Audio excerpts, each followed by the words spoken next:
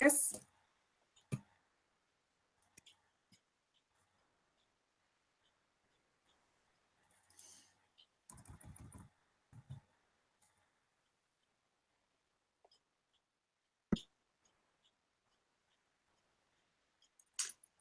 Okay.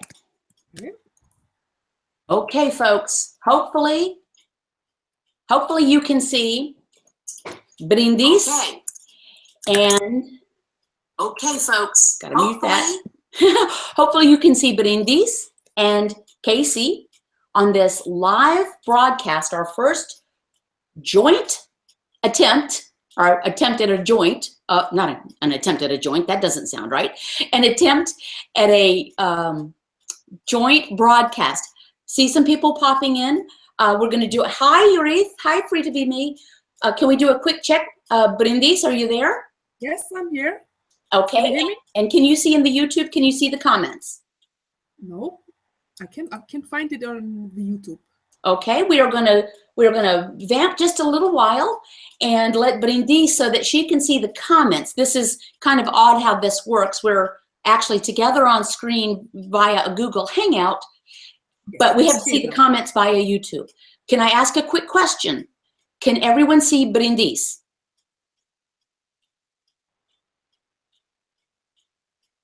Hello from Jerusalem. This is kind of odd how this works. We're actually together on screen via a Google Hangout, but we have to see the comments via YouTube. Okay. Can I ask a question? Bryndis, I think if you mute the YouTube piece, that will be easier. Yes, I just did that. Okay, cool. Can everyone see? It switches back and forth. Okay, we are learning how to do this. So in order for people to not get seasick, here's what we're going to try to do. And thank you guys so much for showing up. I really have been looking forward to this. We are going to try to take some questions and answers. And then because the person who is talking, that gets the big part of the screen. And if Bryndis says something and I say something, then it's going to go back and forth. So how about this? Quick introductions. For those of you who don't know me, I'm Casey Durango with Go Keto with Casey. Bryndis, why don't you share something of your story? And then we'll start taking some answers and comments. Sure. Yes. So my name is Bryndis, and I am from Iceland. I'm trying not to get confused by this YouTube. Yeah, never mind. So I started keto almost a year ago, 11 months ago, and primarily to work on my health issues. I had been diagnosed with as pre-diabetic, and but obviously I'm enjoying the weight loss part of it as well. And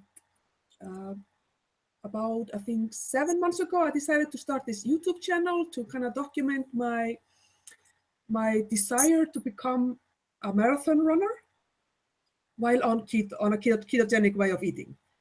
Because if you are familiar with running, you would know that it's all about carb loading still.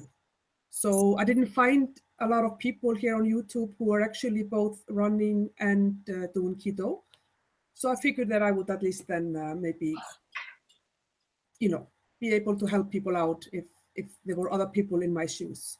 And it's a fantastic way as well for me to stay accountable, because when you are doing videos for people are enjoying watching you or finding you helpful, you kind of stay even more you're even more motivated to stay on track and to yeah. So that's my story. I've lost around about 30 pounds in this almost a year. So it's obviously very slow weight loss, but I'm hoping that, slow means that it's going to stay off for good. Let's hope. Bryndis, excuse me, can you share your before photograph? Okay, let me try that. For those of you who don't know, while she's pulling that up, Bryndis and I have spent a good part of this morning, she in Iceland, me in North Carolina, US, trying to figure out how to do this. And if somebody knows the technology to make so that we can both like split a screen and be on at the same time, that'd be great. I just couldn't find it without a $495 bit of software, which I was not interested in doing. Were you able to pull that up, Bryndis? No, I don't know. No, I'm not.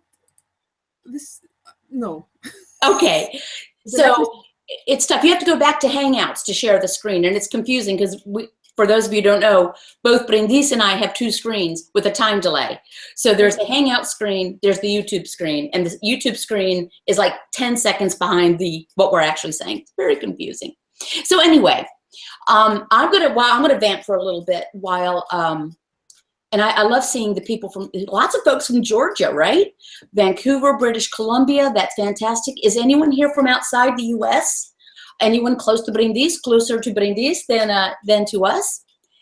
And I also want to apologize. I put out all over the place that this was going to be 1:30 Sunday, and I forgot about the time change. Okay, Tracker 100. Question you both. What was your fat percentage when you started keto, and what is it now? I'm going to write this down. Newfoundland, Canada. Newfoundland. Okay, Bryndis, did you track your body fat percentage? Yes, I can tell you that when I started, I have a scale that I use at home. So I'm sure it's not 100% accurate, but at least it gives a kind of an indication. And when I started, it was 35.8%. And on March 1st, it was 28.7%. Wow. So I've lost a lot of, in body fat, I think I'm close to the normal range already. So that's fantastic. That's really great. Were you able to figure out your before picture? No. Okay, we'll do that another time. Is it on your do you have a website or is it on your channel anywhere that people can see? No, but I could post it in the Facebook group. The over 40, maybe?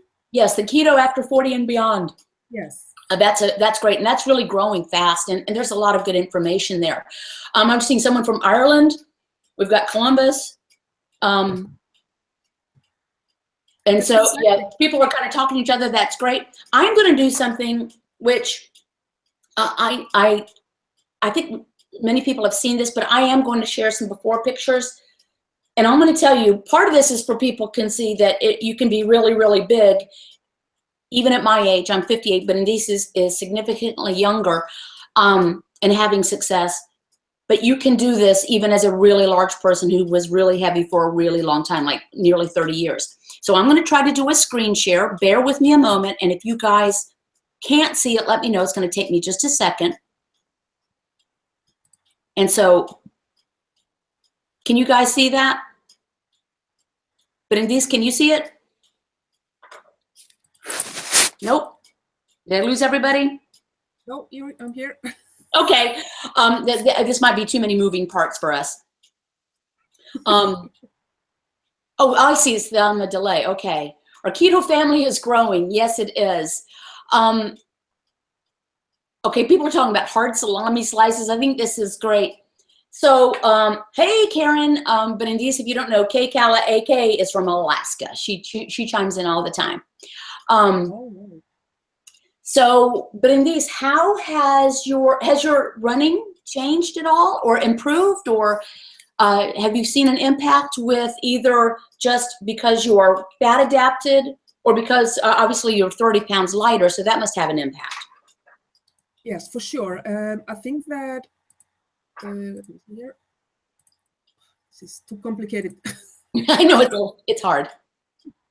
So I would say that my running has definitely improved. That is, I don't feel, because I don't have the same kind of inflammation in my joints. I definitely have, my knees have, like I was having pain in my knees, and that I don't have that anymore. But I can't really judge completely if my running has improved, like my stamina and stuff like that, because I'm using a different method than I used before. There is a different training method.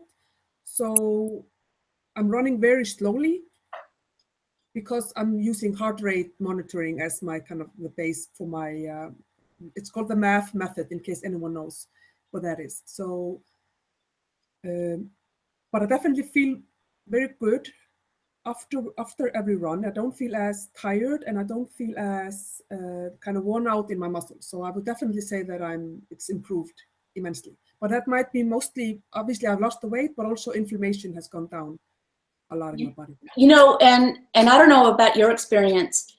I had a lot more to lose than you. Mm-hmm. So I can say with confidence that the inflammation for me, and I was sore everywhere. I didn't relate it to inflammation at the time. I related it to being a big fat person who was trying to move around in the world.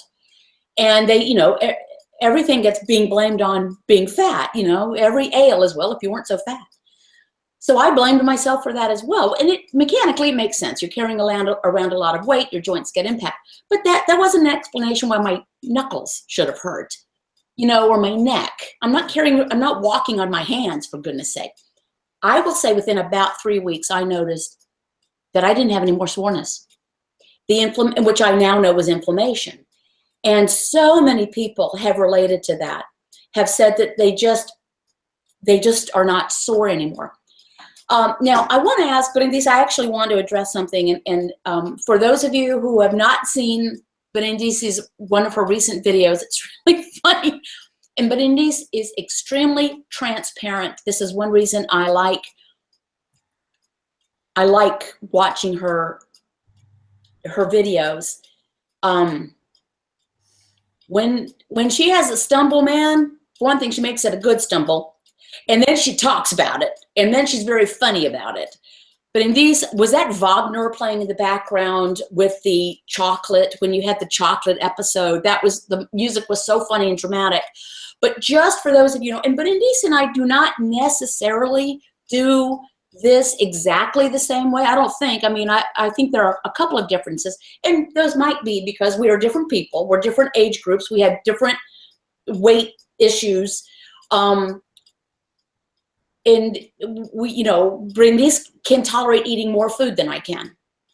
And oh, by the way, if you want to know how to food prep for a week, watch her channel. She's great at it. And many of you are working people.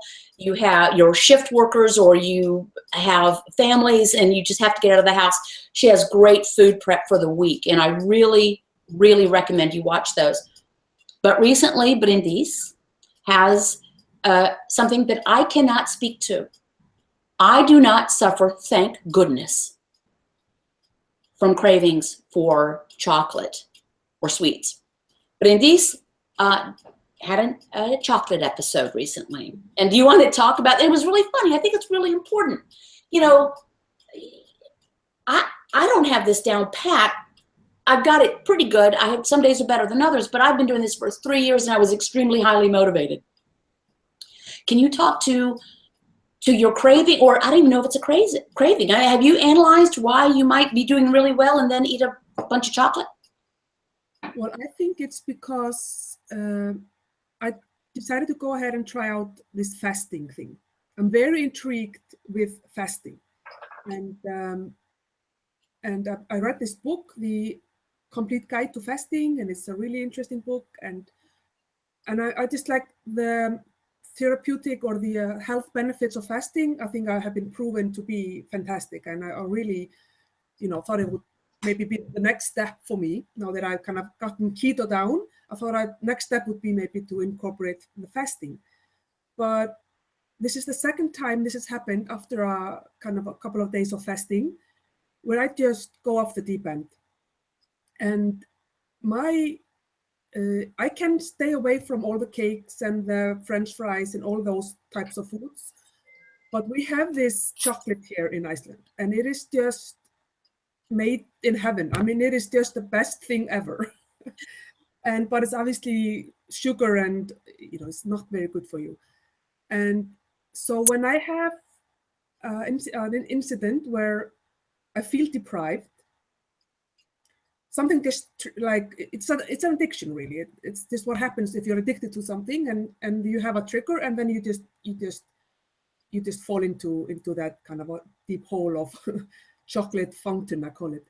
But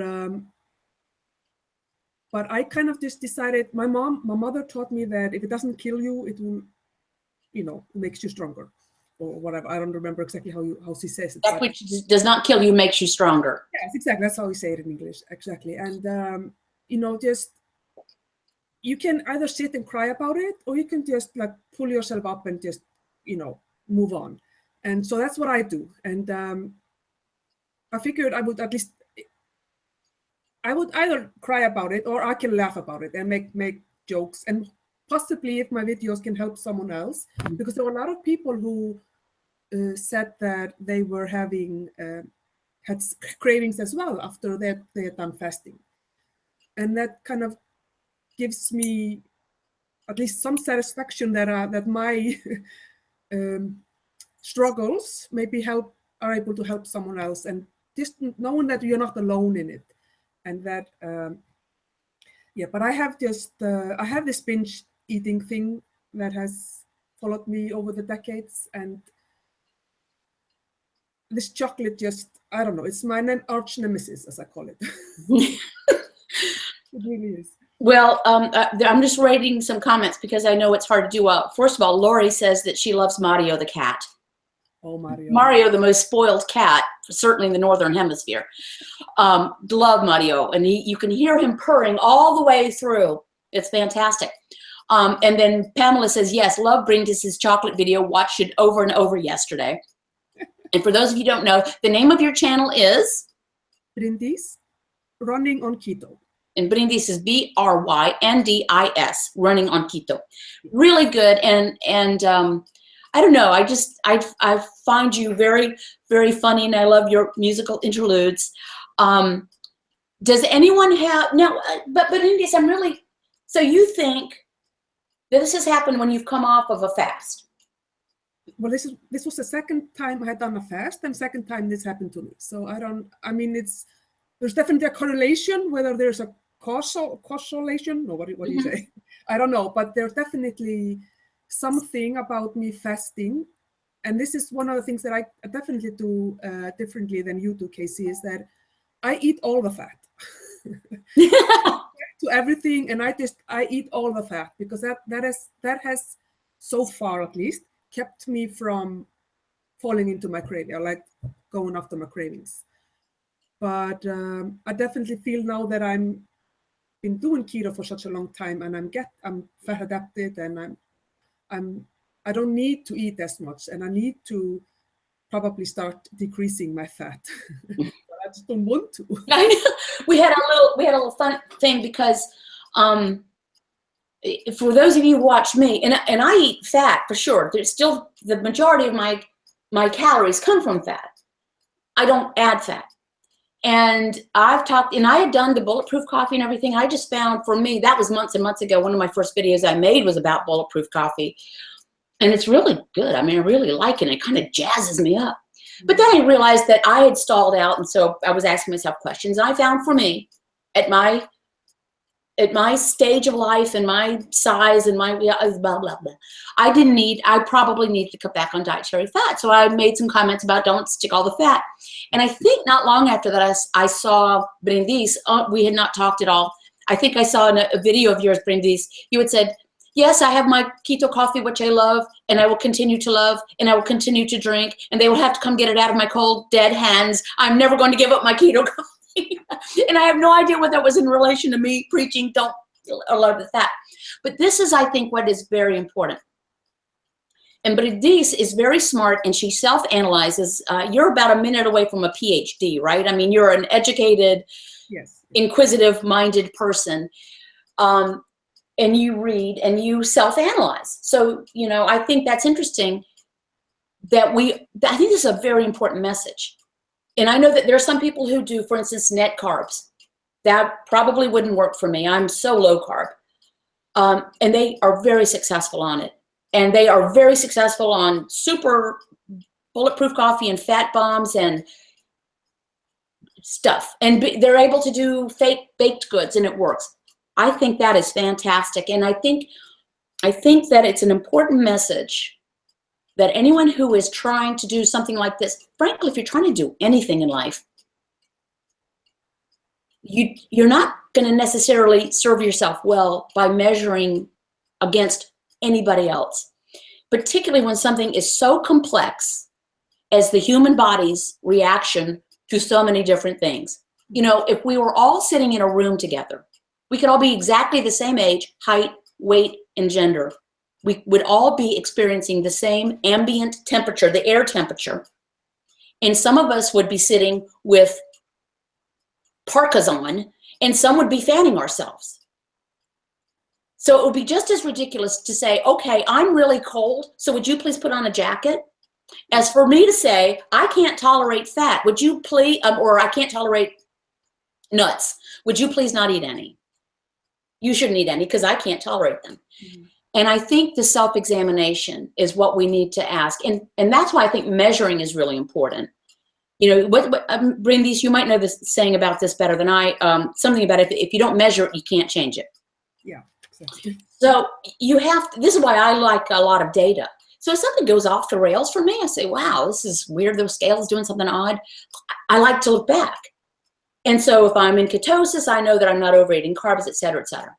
So anyway, that's my little thing about this, is that don't let any one person on the interwebs tell you what you should do. Get some good science. The science makes sense to me. Does it not to you, Bryndis? Oh, for sure, for sure. And I think that what you're saying is true, that the both, I think the pros and cons of keto is that it's very individualized. So for some people, you can do net carbs and, you know, eat all the fat and whatever, and be even high protein or higher protein, while others you have to be super strict with their macros. And, you know, so you just have to kind of figure out. I think in the beginning, it's good to start with that, like, 5% carbs, 20% protein, 75% fat, which is kind of the thing you see in most kind of keto groups, or at least that's what I saw when I was beginning. And then you just have to kind of, you know, it's trial and error for sure. And that's definitely what I'm doing and what I've been doing for this almost year now, that I've been trying things out and seeing what works and what doesn't work. And it's difficult sometimes that you don't get just like you know, this is what you need to do, and here you are, now you're set for life. But that's just not the way keto is, and I suppose that's not how life is really as well. So, well, you know, holy guacamole, absolutely. And you know, you make an interesting point. Here's the list, and you're set for life. So let's think about this. Yeah. Who of us in this giant international room right now, I wish I knew how many people were here, have the same result in anything they do with any part of their life or their body when they are today's age as when they were 18 or 22 or 35. You know, we are all not the same, one to the other, and we're not even the same for ourselves day to day. Forget about year to year. And it is human nature to want an answer to a question. But we don't really demand that of other aspects of our bodily functions. Again, temperature. You know, there's not an answer for when you need to put on your sweater. There's not an answer for when you need to eliminate every day. It changes. Your sleep needs fluctuate over years and over days. And so I think if we can lighten up a little bit, you know, general principles are this. You're either burning glucose or ketones. That's kind of a general thing. Whatever gets you to, and you may not care about burning ketones. But if you want to, first of all, I think you find what level of carbohydrate intake gets you there. Mm-hmm. From there, you start tweaking. And what are your goals? Is it weight loss? Remember, this is not a weight loss way of eating. It's a fat burning way of eating. So you're burning fat for fuel. Or you want to get your blood sugar down. This is ideal for this. So ask yourself some questions and don't rely on one answer. I will say this, I'm going to interject this. There's not a thing you need to buy. I feel very strongly about this. I don't know how you feel about it, Bryndis. I mean, taking a multivitamin or something like that if you want, but there's no potion or powder or superfood that you can eat that's going to make you burn fat. Exactly. I don't think there's any question about that. Any legitimate person is going to say that. What makes you burn fat for fuel is you deprive your liver of carbs to the level where it stops producing glucose and your body turns to ketones. That's what makes that happen. So there's my little soapbox thing. Oh, now someone did fat adapted. Bryndis, what is your, someone said, if you're in ketosis, does that make you fat adapted?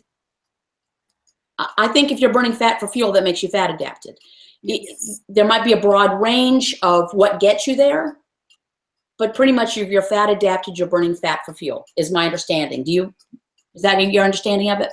Yeah, for sure. And I think that I think also maybe if your body prefers you can, because you can be in ketosis or whatever it's called, and you are using ketones, or you're burning fat for energy, and then you decide to go ahead and have sushi or whatever, and you fall out of ketosis, but you go very quickly back into it because your body prefers the fat for energy, because it's obviously a much more sustainable energy, and it's never going to run out of that. So for me, that is kind of being fat adapted, that it's not enough that you're in ketosis. I think you also need to be really, your body needs to be preferring that type of.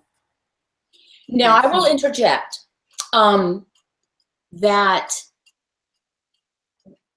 I'm fortunate to be geographically close to Dr. Eric Westman, where he is, and I have the privilege of seeing him on a regular basis. I'm not one of his patients, and being a part of a couple of clinical trials about the effects of something on ketosis. I was not part of this trial because I was not yet acquainted with him, but the same researchers who have done the effect of alcohol in ketosis, the effect of xylitol in ketosis, did one on the effect of one cheat meal on ketosis. And I bring this up because you say, you can maybe fall out and you can easily get back in. So what they had were people that would be like you and me, who are long time in ketosis, fat adapted. I've not been out of ketosis that I know of in 3 years. And people are not going to fall off an emotional wagon if they had carbs. So they took this group, did all the pre-testing and everything, gave them a cheat meal. Cheat meal was 1 cup of cooked pasta, which I always say, what's the point of boiling the water if you end up with 1 cup of cooked pasta? But it was 1 cup of cooked pasta. I think this is correct. A yeast roll, 1 yeast roll, and a brownie square. And that was their cheat meal, which, frankly, if you're eating carbs, that doesn't even count. But anyway, they all went out of ketosis immediately, like within 3 hours. On average, it took the group, on average, 4 days to get back into ketosis. One woman took 13 days. So, and I'd love to see more on that. I've not tested the theory because I just don't want to even play. But getting back into ketosis is not as necessarily as easy as just, I cheated tonight, so I'll be back in tomorrow, no matter how long you've been in. That's just a caveat, and I don't know the answer to the question. But I would want to discourage people from being in the habit of just saying, well, I'll cheat, because then I'll just get back in. And I don't know if you've been able to read any of the questions, and if you've seen something that's caught your eye, but I'm going to try to, keto flu. Keto flu, keep in mind, keto flu is not like you're sick to your stomach necessarily. You might be a little queasy, but very, very often it is your electrolytes, your minerals that have fallen out of balance. When you get into ketosis, so you've deprived your body of carbs to the point where your liver's not sending out glucose, turning to ketones, it takes a few days for that to happen, for that switch to go. Your kidney will start to just dump water. With water goes sodium, with sodium goes magnesium and potassium and a couple of other important minerals. And these are very important minerals. And they can just make you feel unwell if they're low. So the quick recommendation is to get some bouillon, cheap, high sodium bouillon, the kind of bouillon that the doctors told you not to take because they're so high in sodium. Dr. Finney says you need about 5 grams of sodium on any given day. And I will get a little lightheaded even at this long stage. So I've upped my sodium recently, but that's generally, keep some bouillon cubes handy, sip on that, and that will usually get you through the flu. Bryndis, have you seen anything? What is the effect of alcohol in ketosis? I'm happy to say there is none. It doesn't mean there's no effect on your behavior. but no, I was part of that trial. What was interesting, I think this folds beautifully into everybody's different. So I was part of this trial, including Dr. Westman. We were tossing back vodka together. So they tested everyone, no one came in, they did breathalyzers, blood, urine strips, made sure everyone was sober, everyone was in ketosis. They tested later on in the afternoon. Then that evening, they gave us dosed amounts of vodka to drink within 15 minutes. And then they started testing again, breathalyzers, ketones, blood, urine, breath acetate readers, it's the whole thing. And then they checked again in the morning. And nobody went out of ketosis. And I think Dr. Westman and I both blew a 0.04 on the breathalyzer, which is very low. Some people blew 0.8 on the exact same amount of alcohol. They would not have been allowed to drive. No one was supposed to drive. We all had to agree to either get a designated driver or stay at the hotel. So that is the exact same amount of vodka, of alcohol, on different people, and the registers were all over the place. This is why you have to ask yourself a question about anything you're putting in your mouth. Can I get by with 30 grams of carb a day? I know I can't. Could someone else be just disgusted with the amount of carbs I eat, which is maybe 7 a day or 8 or 10 or whatever? Absolutely. And can someone else take more protein than I? Yes. Can I take more? Whatever. We're all individuals. So anyway, I went on that rant. And someone does make a good point. Yeah, it's not that alcohol has its own little rules, but your liver has to process any alcohol before it does anything else. So it can delay fat burning. As long as you're not over consuming, that should not be too much a load on your liver. Anyone seeing it is first American? I chose keto over a plant-based diet because I was still hungry on a plant-based diet. Keto helped me control my appetite. I would definitely say that my appetite is suppressed. Yes, I can tell you that in 2014, I went on a journey to become a vegan.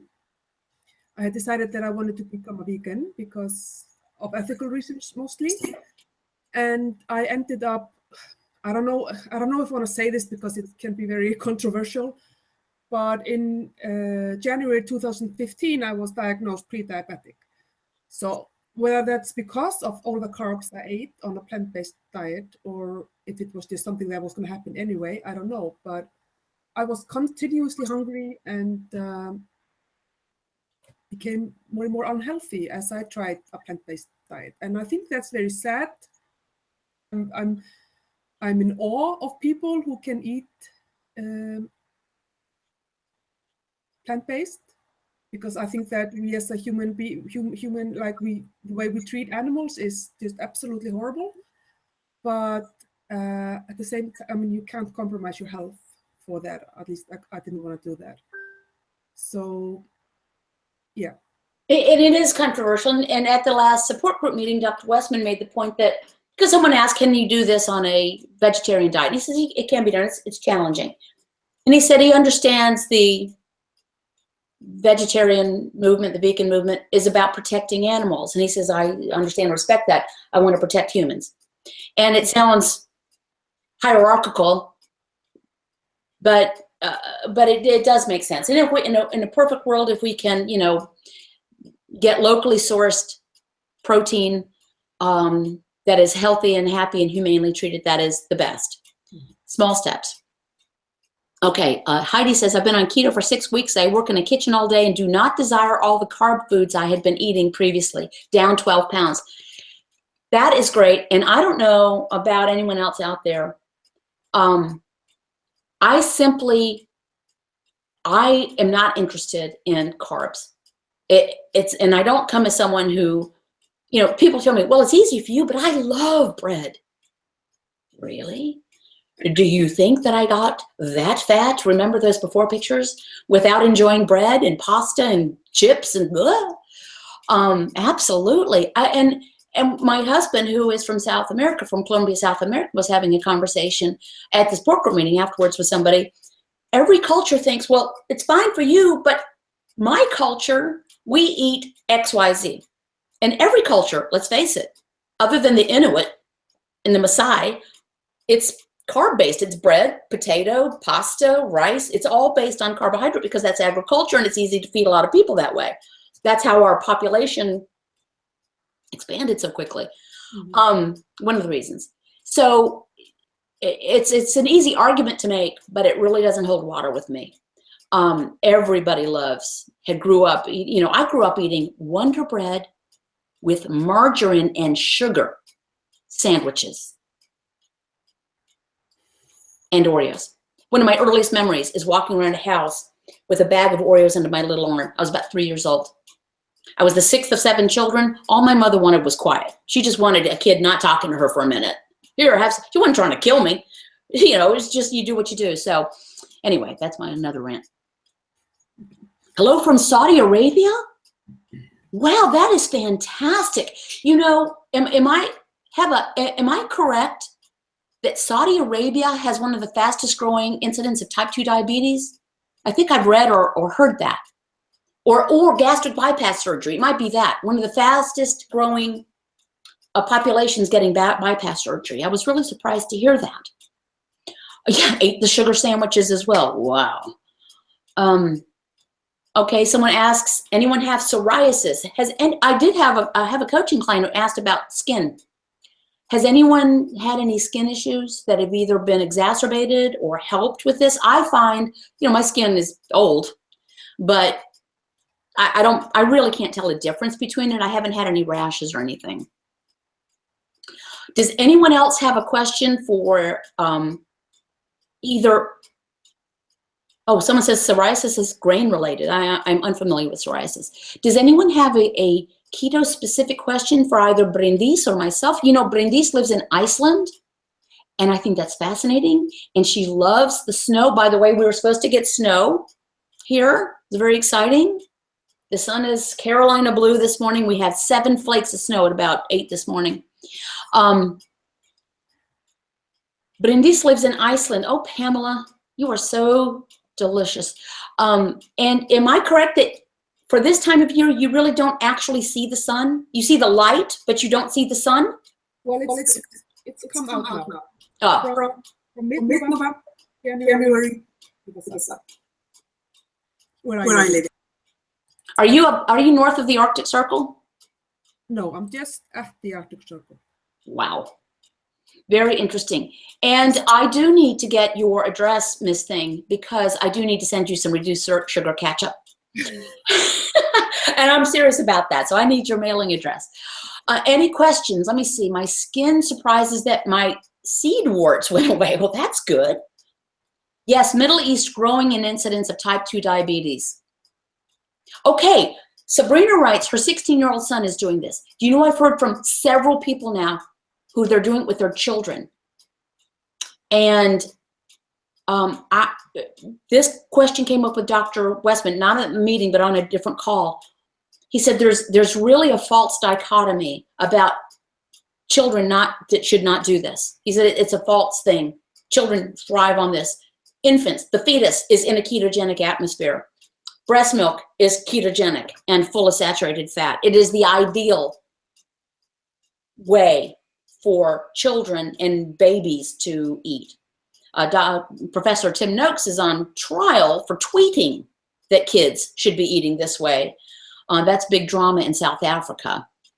I'm 54 years old. I've been on. Go ahead. Yeah, there was someone asking about not feeling nauseated after a meal, and I know that my sister, I'm sure she doesn't mind. In the first few months, she felt very nauseated after her meals, and but then she cut a little bit down on the fat, and then it got better. So she just had to build up her fat a little bit slower than, for example, I had to do. So that might be I think it's called Heba Somali. I think it's a lady in Saudi Arabia. Maybe you just need to cut down on your fat a little bit, and then just add it in, like, not all of it at once, but slowly add up your fat. It might be a thing for you to try. Great tip. Okay, someone said, what about a large family? Can you do this on a budget? Can I tell you, and I know this is going to sound counterintuitive. We have 3 kids, but they're all fully cooked and off the payroll and off doing their own thing. One of our children, our third born, our son, is doing this. He's lost 30 pounds doing this. I'm so tickled because he's me. He has my body. Our older son has his father's body. A 15-year-old loves it. Budget. Can I tell you something? I am a data fiend. Not only do I keep this spreadsheet, but I have Quicken, which is a software for finances, and that goes back about 12 years. And there is not an unaccounted for penny that we spend, and I mean that seriously. So I track everything, and I look at 12 months over the previous 12 months for every category. Our grocery bill continues to this day to decline. This is actually an economical way to eat. For one thing, we eat less food. We eat less because what we eat is very satisfying. But very often the cheap meats are what are the best meats. You know, a filet mignon is expensive. A chuck roast is not. We just bought and ate off a pork shoulder. For those of you who don't know, it's what barbecue is made of around here. We got it at Costco, so it was about that big. Do you know we ate off of it for 3 weeks? All different ways. I made some barbecue, no sugar, of course. We grilled some thin slice. We fried it up in the pan. We did all this many, many, many, many ways. Our kids, our son and his wife were here. We had about 2 or 3 meals with that. So I don't know. We probably got 30 meals off of that, maybe more, and they cost $26. So our meals, the protein and fat source was less than $1 a meal. It was really great. So you can, if you make casseroles, cheese, ground beef, ground chuck, which is cheaper, chicken thighs rather than boneless, skinless chicken breasts, as I've said, is a waste of a chicken. Chicken thighs are cheaper, and get things with the bone in and the skin on. Pork chops, bone in. They're not only delicious because the bone gives you some of that. Save your bones up, make some bone broth. It can be economical. You're really talking about a fatty protein source and some vegetables. And it's very satisfying. Eggs, perfect food, the perfect food. So that was my take. What do you find, Bryndis? Have you found that? Yes, I find the same thing. I mean, food is very expensive here in Iceland, and but I'm only feeding myself, so I can't talk to like a large family. But my grocery bill has gone down significantly because you eat less food, but also because you're not buying all the packaged stuff that, even though it seems like it might be cheaper, it adds up, you know. And so this, because the snacking has definitely also been reduced. You know, unfortunately, I don't have a lot of options for going to restaurants that I can like use, or so. That's one of the reasons why my grocery bill has also gone down, because I don't go out to eat that much. But I know that there are a couple of people that I follow on YouTube who are doing keto on a budget. You don't have to do everything grass-fed and organic. I mean, obviously that would be the best way up for everybody to eat, whether you're keto or not.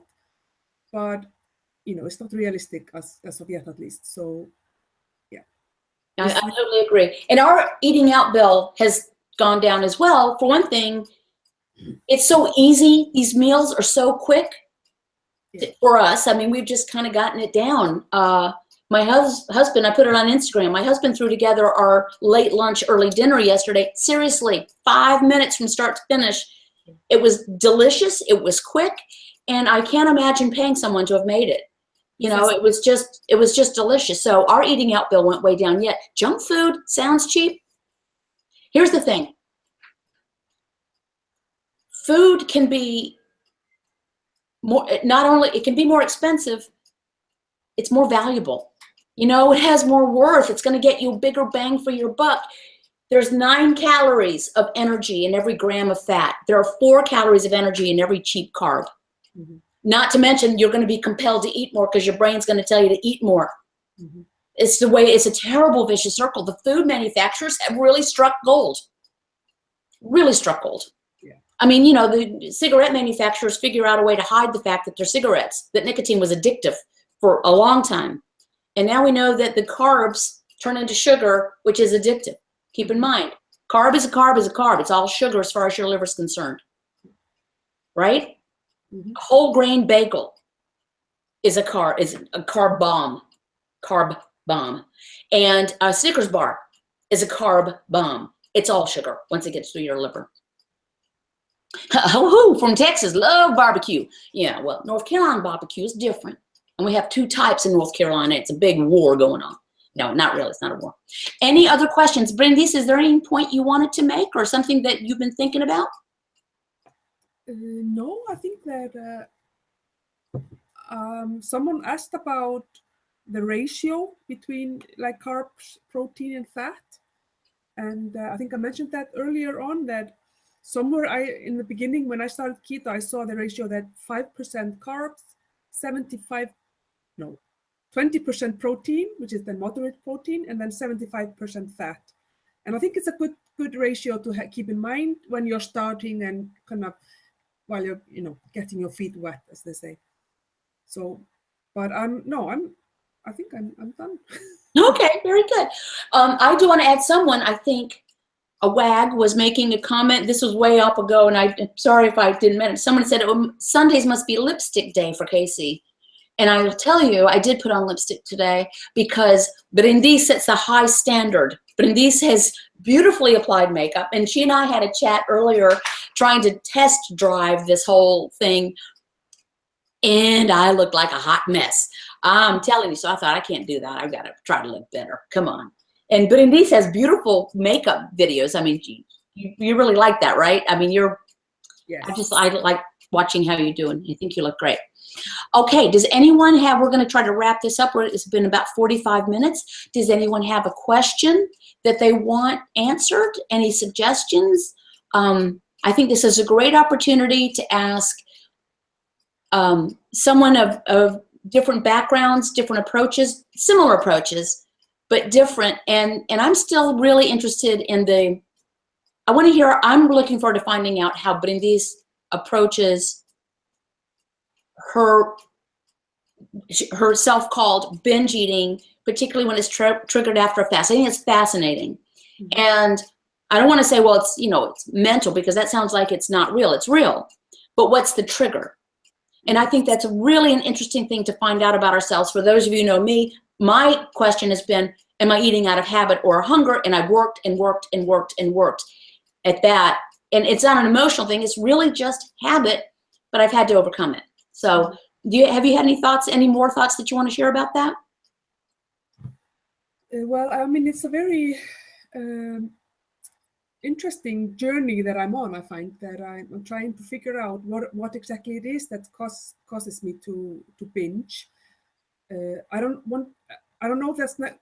I'm thinking that that's the right word to use, because that is basically what I do. But I don't want to like take away from people who have like a diagnosed binge disorder, because I don't think that's what I have. But I do overeat for sure, and it was definitely difficult for a while in the first months on keto, because I was used to eating so much, and I would continue to eat a lot, and then I was so full. And it's very different type of full when you eat ketogenic, and then if you eat carbs, because if you're eating carb-rich foods, you may be full, but you can still eat. It's a very strange feeling, and I'm sure all of you are aware of it. But then if you overeat on keto, it's I don't know, it's a very different type of a feeling, and it's not as I mean, you're definitely full, but it's not this I need to like throw up type of full. I don't know, it's a different type of feeling, at least in my experience. But I'm kind of looking forward to figuring out what it is that triggers my binging, and whether it is, as I think I saw in your video, Casey, about something that Dr. Westman said about it being connected to PTSD. Yeah. Mm-hmm. Yeah. But it's basically post-traumatic stress because of all the dieting that I used to do, and feeling hungry and feeling deprived and miserable while trying to lose weight, and doing fasting, even though on keto it's completely different, because you don't feel that extreme hunger, but you feel hungry or empty, or I don't know what the word is exactly. But that triggered in my head, oh my God, there's no food, I have to eat and eat and eat and eat. So I wonder if that is what I have, because I know that I have PTSD after that cockroach incident a couple of years ago.